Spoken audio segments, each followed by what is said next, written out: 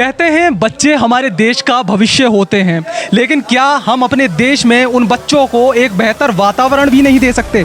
ये सवाल गाजियाबाद में उठा है। इसका कारण है कि एक पूर्व फौजी जो हमारे देश की रक्षा के लिए सरहद पर अपना जीवन दे देते हैं, उनके बच्चे का ही जीवन छीन लिया जाए।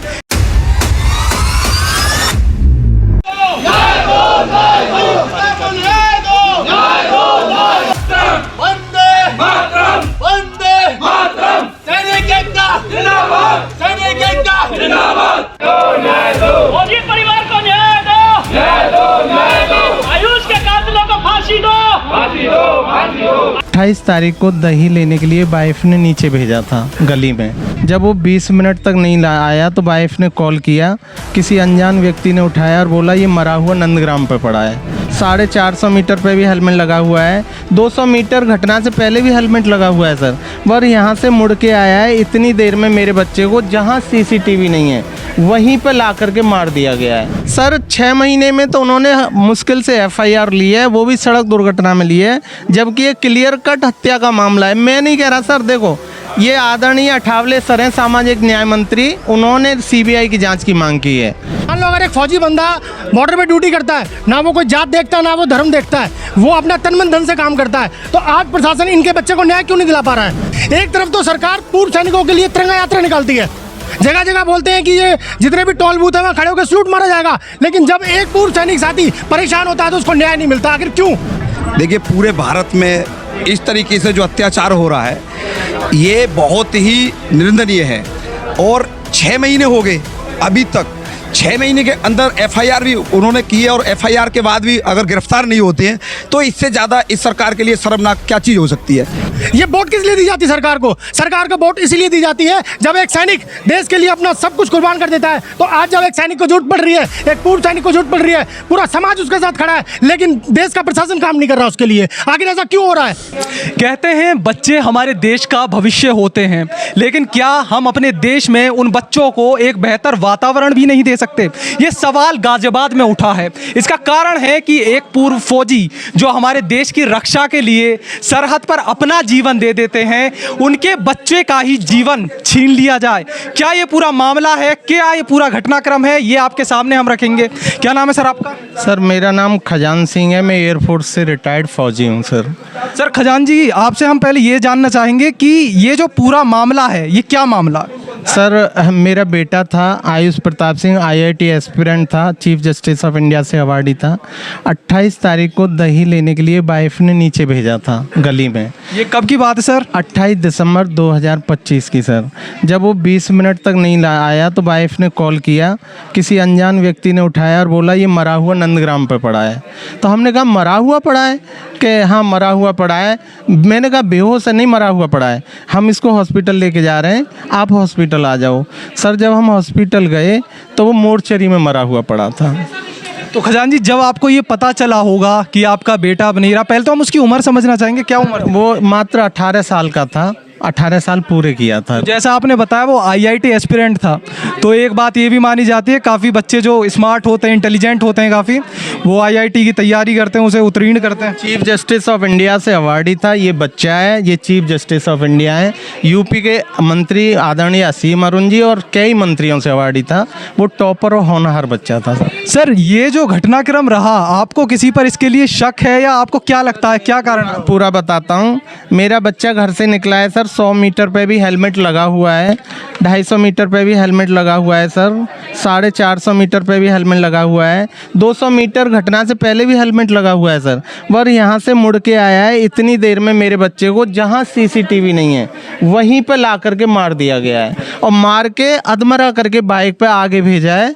फिर पीछे से बाइक पे, ब्लैक बाइक पे 2 लोग आए, जिन्होंने सर मेरे बेटे की बाइक में लात मार के सड़क डिवाइडर से टकरा के सड़क दुर्घटना बना दिया।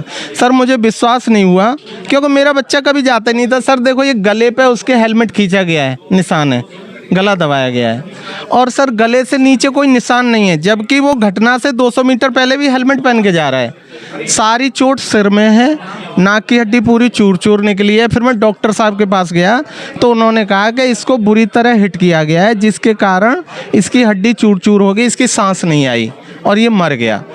फिर सर मुझे शक हुआ कि बच्चा जो नीचे नहीं उतरता था वो 3.5 किलोमीटर दूर कैसे चला गया। तो सर मैं उसके बाद में ये डॉक्यूमेंट निकाले, फिर मैं एफआईआर करने गया। तो एफआईआर करने गया तो उसमें कुछ सीडीआर निकलवाई उन्होंने 2 महीने में। तो उनमें कुछ कांटेक्ट आए मेरे हेडमास्टर और जो लोग मेरी गली में काम कर रहे थे। एक व्यक्ति था सर अनिल पंडित, जिसने सीवर लाइन मेरे गांव में बिछाई थी जहां मैं पढ़ाने जाता हूं। उसी को ठेका यहाँ दिलवाया। अभी एक अध्यापक के रूप में कार्य कर, हाँ मैं अभी अध्यापक के रूप में काम कर रहा हूँ। उसको ही यहाँ पे दिलवाया गया ठेका। मैं जहाँ रहता हूँ गाजियाबाद में, मैंने उसको देखा है गली में। उसने सर 3 लोग हायर किए, एक फरमान, एक आयुष कुमार और एक अनिल वाल्मीकि। सर इस पे अनिल वाल्मीकि 7 सिम यूज करता है, 5 ये हैं और इसके फादर का नाम राधेलाल है, भैया लाल करा रखा है। इस पे मर्डर के केस भी हैं, ये क्रिमिनल है। ये तीनों लोग सर मेरे बच्चे को निकाल के ले गए और इन्होंने ऑन द स्पॉट उसको मार दिया सर। अच्छा, शासन प्रशासन से आपने क्या उनके सामने ये केस रखा होगा?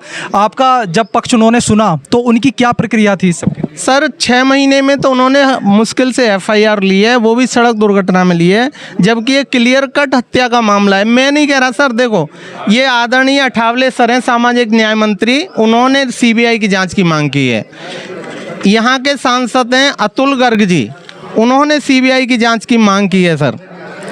और यहाँ पे कर्नल त्यागी साहब हैं, उन्होंने सीबीआई, ये हैं अतुल गर्ग जी, सीबीआई की मांग की है। कर्नल त्यागी साहब ने की है, कांग्रेस के महानगर सब कह रहे हैं ये हत्या है, इसमें निष्पक्ष जांच कराइए, दोषियों को कार्रवाई कीजिए। 7 आदमियों के नाम है सर एफआईआर में, अभी तक किसी भी आदमी की कोई गिरफ्तारी नहीं हुई है। मैं जाता हूं और बोलता हूं कि इनके आपस में संबंध है, फ़ोन से बतला रहे हैं, मेरी गली में काम कर रहा है, बतला उनसे रहा है, सोशल मीडिया पे सर ये जुड़े हुए हैं। तो ये लोग बोल देते हैं कि ये दोस्त भी तो हो सकते हैं। देखो सर ये आयुष है, आयुष फरमान से इंस्टाग्राम पे जुड़ा हुआ है, अकेला फॉलोअर। और देखो सर ये वाल्मीकि जुड़ा हुआ है आयुष से, क्लियर दिखा रहा हूँ मैं आपको। ये वाल्मीकि का नंबर है 3664, ये देखो 330। उसी टाइम मेरे बेटे को जब मारा है इसने कॉल किया है, ये आयुष है। ये पुलिस की सीडीआर कह रही है सर, मैं नहीं कह रहा हूँ इस बात को, लेकिन नहीं पकड़ रहे हैं किसी को भी। तो यहाँ पे और समाज सेवी भी हमसे जुड़े हुए हैं। सर क्या नाम है आपका? अंकित गुप्ता, मैं राष्ट्रीय सेल पार्टी का सर राष्ट्रीय। आपसे पूरा हम ये जानना चाहेंगे कि हमारे देश में फौजियों का दर्जा भगवान के बराबर लोग बताते हैं, कभी कभी कहते हैं कि जितना किसान उतना ही फौजी भी हमारे लिए बहुत ज़रूरी होता। जो फौजी अपने देश के लोगों की रक्षा के लिए अपना जीवन दे देते हैं, आज के समाज में क्या हम उनके बच्चों को भी सुरक्षा नहीं दे सकते? देखिए बहुत दुर्भाग्यपूर्ण घटना है, और जिस तरीके से आज जो प्रशासन है वो सो रहा है। आप ये देखिए 6 महीने के बाद एक्सीडेंटल एफआईआर दर्ज हुई, तो सबसे पहले क्वेश्चन तो यही उठता है कि आप 6 महीने बाद एक्सीडेंटल एफआईआर दर्ज कर रहे हो, मतलब आपको यही नहीं पता चल पाया कि अभी तक एक्सीडेंट हुआ है कि हत्या हुई है। वो भी आपको जब दबाव बनाया गया, यहाँ से प्रशासन पे पूरा दबाव बनाया, तब आपने एक एक्सीडेंटल एफआईआर दर्ज करी। और जो सबूत इन्होंने जुटा लिए वो प्रशासन क्यों नहीं जुटा पा रहा है? क्या प्रशासन हमारा सक्षम नहीं है? हमारे योगी जी ने सारी सुविधाएं इनको दे रखी है, उसके बाद भी जो ये प्रशासन असमर्थ कैसे है? तो कहीं ना कहीं इसमें प्रशासन की बहुत बड़ी चूक है, और जो प्रशासन है इसको या तो छिपाना चाह रहा है या उसकी मंशा ठीक नहीं है। पर लेकिन ये काम इनको करना पड़ेगा, और इसके लिए हम लोग तमाम एक्शन लेंगे जो हमें लेने पड़े। जी सर ये एक्चुअली मेरे स्कूल में कोरोना कन्वर्जन मनी आया था हेडमास्टर के पास 6 लाख रुपए। तो मैंने कहा उनसे कि इस पैसे को सर ये गरीबों के बच्चे आए, इनके पैरों में चप्पल नहीं है, इनको बांट दो। मैंने ये बात पेरेंट मीटिंग में बोल दी, और गांव वाले शिकायत डीएम साहब से और बीएसए से करके आ गए।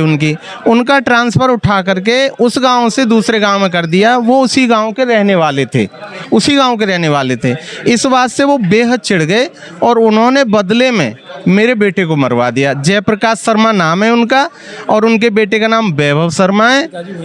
हाँ, और एक शिक्षा मित्र निर्मल सिंह है जो कि प्रधान की पत्नी है। ये तीनों ने मिल करके यहाँ पे आदमी लगा के मरवाया अभी। तो यहाँ पे जैसा आप देख सकते हैं, खजान सिंह जी ने बताया कि किस तरह से यहाँ पे वो देश सेवा के बाद अब भी अध्यापक के तौर पर लोगों को पढ़ाने का कार्य कर रहे हैं। यहाँ पे और लोग भी जुड़े हुए हैं, उनसे भी हम जानते हैं। क्या नाम है सर? सभी को जय भीम। मैं जिलाध्यक्ष आज़ाद समाज पार्टी अशोक सम्राट, और मैं कहना चाहता हूँ कि जो फौजी हैं, ये देश के फौजी हैं, ये किसी व्यक्ति के लिए सेवा नहीं की इन्होंने, पूरे देश के लिए सेवा की है। और इनका जो बच्चा मरा है, बच्चा जब अपने सीने से अलग हो जाता है तो कितना दुख होता है, माँ बाप को पता होता है। तो इनकी जो जांच है, सीबीआई जांच कराई जाए। इसके सरकार को क्या आपत्ति है जांच कराने में? देखिए, जो भी घटना घटी है वो निश्चित रूप से ऐसा लग रहा है कि ये दुर्घटना नहीं है, जो साक्षी इन्होंने जुटाए हैं। अच्छा सर, इसमें समय भी बहुत लग गया, जैसे दिसंबर का सर ये बता रहे हैं, तो अभी की हम बात करें तो ये दिसंबर से लेकर अब जुलाई चल रहा है, ठीक है, साल भर हो जाएगा 4-5 महीने बाद अगर हम देखें, ठीक है।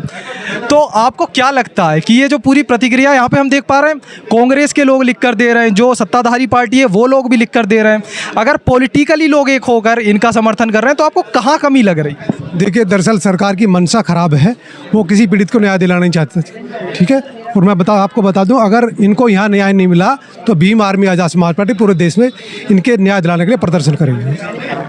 तो यहाँ पे जैसा आप देख सकते हैं, हर वर्ग के, हर समाज के लोग यहाँ पर जुड़े हुए हैं और मुद्दा आज भी वही है, सवाल आज भी वही है, क्या एक फौजी का लड़का भी हमारे देश में सुरक्षित नहीं रह सकता? यहाँ पे और लोग भी हमसे जुड़े हुए हैं, उनसे भी हम जानते हैं। क्या नाम है सर आपका? जैन साथियों, अखिल भारतीय पूर्व सैनिक सेवा परिषद बुलंदशहर से मैं जिला मीडिया प्रभारी। आज जो हमारे जो फौजी भाई हैं जिन्होंने देश के लिए जान कुर्बान करने से, मान लो अगर एक फौजी बंदा बॉर्डर पे ड्यूटी करता है, ना वो कोई जात देखता है ना वो धर्म देखता है, वो अपना तन मन धन से काम करता है, तो आज प्रशासन इनके बच्चे को न्याय क्यों नहीं दिला पा रहा है? 6 महीने से ये परेशान हो रहे हैं, 6 महीने बाद इनकी FIR लिखी जाती है, लेकिन 6 महीने तक कोई एक्शन नहीं हो रहा है। आज हम बुलंदशहर से यहाँ पर हमारी पूरी टीम आई है और अभी हम यहाँ से जिलाधिकारी महोदय के पास जाएंगे, वहाँ ज्ञापन सौंपेंगे और ये जितना भी समाज हमारे पूर्व सैनिक साथी का साथ दे रहा है, मैं इन सभी का तहे दिल से धन्यवाद करता हूँ। एक तरफ तो सरकार पूर्व सैनिकों के लिए तिरंगा यात्रा निकालती है, जगह जगह बोलते हैं कि ये जितने भी टोल बूथ है वहाँ खड़े होकर सलूट मारा जाएगा, लेकिन जब एक पूर्व सैनिक साथी परेशान होता है तो उसको न्याय नहीं मिलता। आखिर क्यों? ये वोट किस लिए दी जाती है सरकार को? सरकार को वोट इसलिए दी जाती है जब एक सैनिक देश के लिए अपना सब कुछ कुर्बान कर देता है। तो आज जब एक सैनिक को जरूरत पड़ रही है, एक पूर्व सैनिक को जरूरत पड़ रही है, पूरा समाज उसके साथ खड़ा है, लेकिन देश का प्रशासन काम नहीं कर रहा उसके लिए। आखिर ऐसा क्यों हो रहा है? सर, आपका भी पक्ष इस पे हम जानना चाहेंगे। देखिए, यहाँ जो भाई के साथ घटना हुई है, किसी के साथ भी घटना हो सकती है। यहाँ के जनप्रतिनिधि और पूर्व अभी केंद्र मंत्री ने भी लेटर लिखा है, जैसा भाई साहब ने बताया, लेटर लिख देने से काम नहीं चलता। अगर सही नियत यहाँ के जनप्रतिनिधि की होती तो अब तक न्याय इस परिवार को मिल गया होता। सांसद और पूर्व मंत्री ने जो लिख के लेटर दिया है, वर्तमान मंत्री ने भी वो लेटर देने के लिए लेटर ही दिया बस। अगर वो शासन, यहाँ के प्रशासन को कहते कि इस परिवार को न्याय मिले तो न्याय अब तक मिल गया होता। सारे प्री प्लान है इस परिवार को न्याय ना मिले। जो लोग बॉर्डर पे हमारी रक्षा करते हैं, उसके बावजूद वो रक्षा के सेवा करने के बाद टीचर हैं जो हमें ज्ञान देते हैं बच्चों को, छोटे छोटे सच्चाई बोलो, सच बोलो, गरीब के साथ खड़े रहो, न्याय की बात करो। आज ये सारा बेमानी लग रही सरकार और सत्ता में। हम उन सत्ता के न्यायाधीशों से कहना चाहते हैं, सत्ताधीश से कहना चाहते हैं कि इस परिवार को न्याय दिलाने का काम करें। ये झूठे लेटर लिखने का इससे काम नहीं चलेगा और अपने शासन यहाँ के DM और SSP को लिखें और कहें कि इस परिवार को न्याय मिलना चाहिए। नहीं तो हम सब लोग इकट्ठे होकर यहाँ से जिला प्रशासन से, यहाँ के SSP से, DM से इनकी न्याय की मांग करेंगे। हम सब लोग इनके साथ हैं। हमारे कांग्रेस के बहुत सारे लोग हैं भाई साहब के, इनके दुख में हम लोग शामिल हैं खजान सिंह जी के साथ, और हम आखिर तक इनके साथ रहेंगे। तो यहाँ पे जैसा आप देख सकते हैं, यहाँ पे खजान सिंह जी ने बताया कि युवा पुत्र था इनका। यहाँ पे और लोग भी हमसे जुड़े हुए हैं, उनसे भी जानते हैं हम। जी सर, इस पूरे जो ये घटनाक्रम है आपका क्या? देखिए, आज़ाद समाज पार्टी से जिला महामंत्री का गाजियाबाद से जिम्मेवारी है मेरे लिए। कल भी हमारे को सूचना मिली तो कल भी हम एक बिटिया के दर्द में मेरठ रहे थे पूरे दिन। देखिए, पूरे भारत में इस तरीके से जो अत्याचार हो रहा है ये बहुत ही निंदनीय है।